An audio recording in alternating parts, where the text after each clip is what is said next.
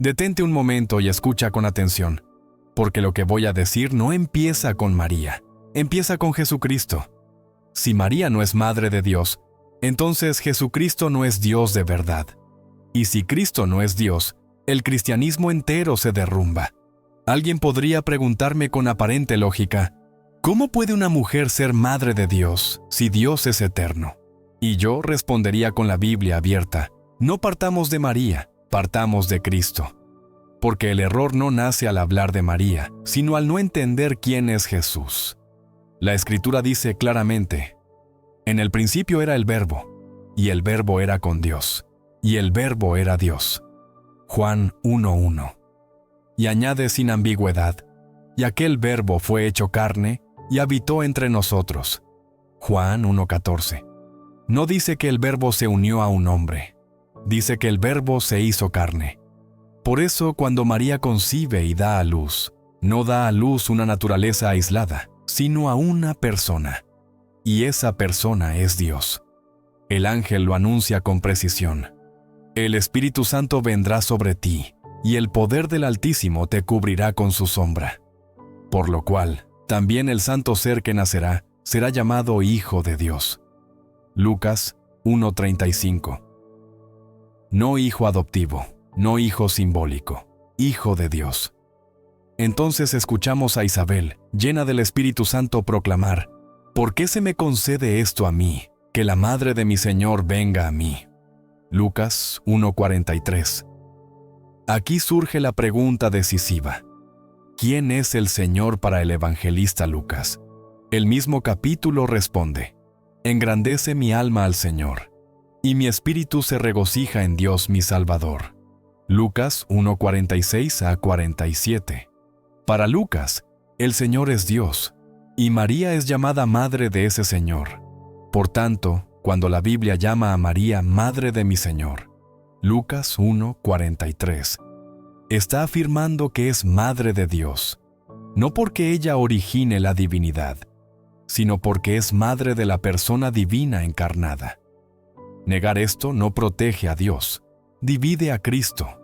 Y eso fue exactamente lo que ocurrió en los primeros siglos, cuando algunos comenzaron a enseñar que María era madre solo del Jesús humano, pero no del Hijo eterno de Dios. Ante ese error, la Iglesia no inventó una doctrina nueva, sino que defendió la fe apostólica recibida de los apóstoles. Por eso, en el año 431, se celebró el Concilio de Éfeso, bajo el emperador Teodosio II, presidido por San Cirilo de Alejandría, con la participación de más de 200 obispos, donde la Iglesia proclamó solemnemente que María es Theotokos, Madre de Dios, para proteger una verdad esencial, que Jesucristo es una sola persona divina. Separar a Cristo en dos sujetos, uno humano y otro divino, es herejía. Llamar a María Madre de Dios protege la unidad de Cristo. Alguien podría objetar todavía, honrar a María le quita gloria a Jesús. La Escritura responde sin rodeos, porque ha mirado la bajeza de su sierva, pues he aquí, desde ahora me dirán bienaventurada todas las generaciones. Lucas 1:48. Y añade inmediatamente, porque me ha hecho grandes cosas el poderoso. Santo es su nombre. Lucas 1:49. María no se glorifica a sí misma. Dios es glorificado en ella. La Iglesia no adora a María, la venera, como la misma Biblia anuncia. Y Cristo mismo nos la entrega como madre desde la cruz. Cuando vio Jesús a su madre, y al discípulo a quien él amaba que estaba presente, dijo a su madre, «Mujer, he ahí tu hijo». Después dijo al discípulo, «He ahí tu madre». Y desde aquella hora el discípulo la recibió en su casa. Juan 19:26-27. Si la Iglesia es el cuerpo de Cristo, como enseña San Pablo, y Él es la cabeza del cuerpo que es la Iglesia. Colosenses 1:18. Entonces María, madre de la cabeza, es también madre del cuerpo.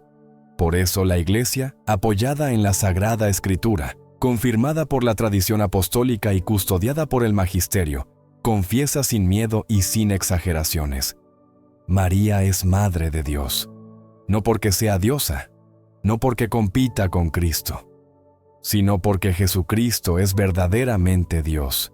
Y al final, la pregunta decisiva no es ¿qué piensas de María?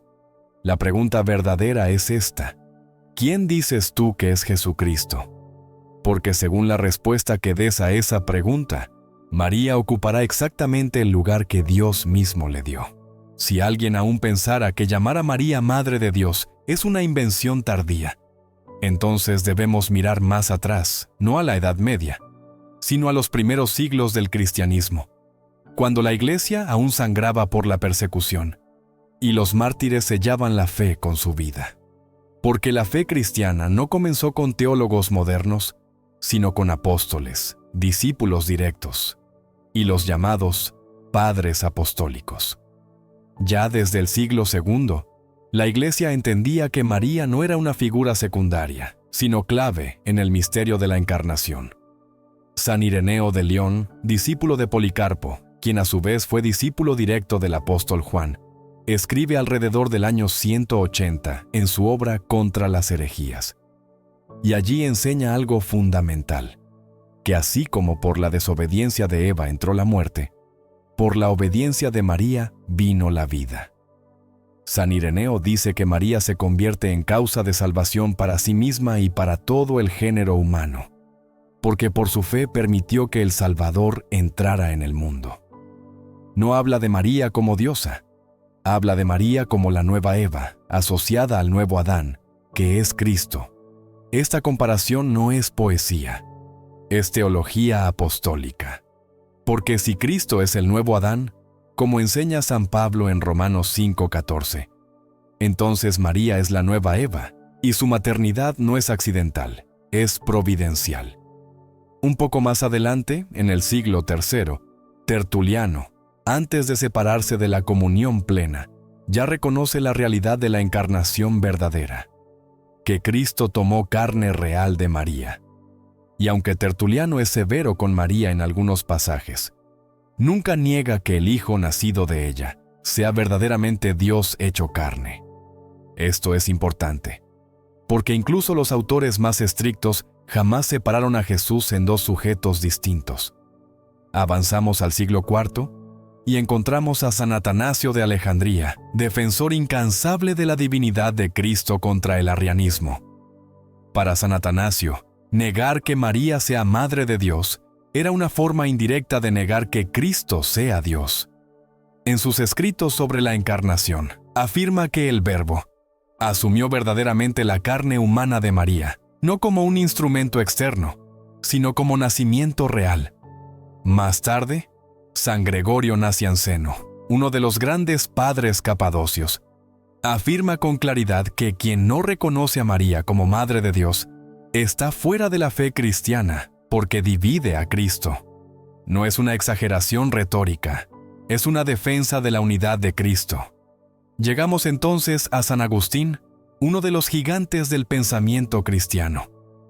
San Agustín enseña que María concibió primero en la fe antes que en el vientre, pero jamás separa su maternidad espiritual de su maternidad real. Para San Agustín, María es verdaderamente Madre de Cristo según la carne, y Cristo es verdadero Dios. Por tanto, el título Madre de Dios no engrandece a María, sino que protege la verdad sobre Cristo. San Agustín insiste en que María es miembro eminente de la Iglesia, pero también madre de la cabeza. Y si la Iglesia es el cuerpo de Cristo, como enseña Colosenses 1:18, entonces María tiene una relación única con toda la Iglesia. Ahora bien, alguien podría preguntar, ¿y la Didaché? ¿El cristianismo más primitivo? La Didaché, texto del siglo I, no desarrolla una mariología explícita, pero muestra algo esencial, una fe viva, sacramental y encarnada. No un cristianismo puramente interior, sino una fe que reconoce que Dios actúa en la historia, en personas concretas. Ese mismo cristianismo primitivo es el que confiesa que Jesucristo nació de una virgen, como se proclama ya en el credo antiguo, heredado de la tradición apostólica. Cuando llegamos al Concilio de Éfeso, no estamos ante una novedad, sino ante una definición necesaria frente a un error concreto. Nestorio enseñaba que María era madre solo del Cristo humano, no del Verbo eterno. La Iglesia entendió que aceptar eso era destruir el Evangelio. Por eso, en Éfeso, los cristianos salieron a las calles con antorchas, cantando y proclamando a María como Teotocos, no por sentimentalismo, sino por fidelidad a Cristo.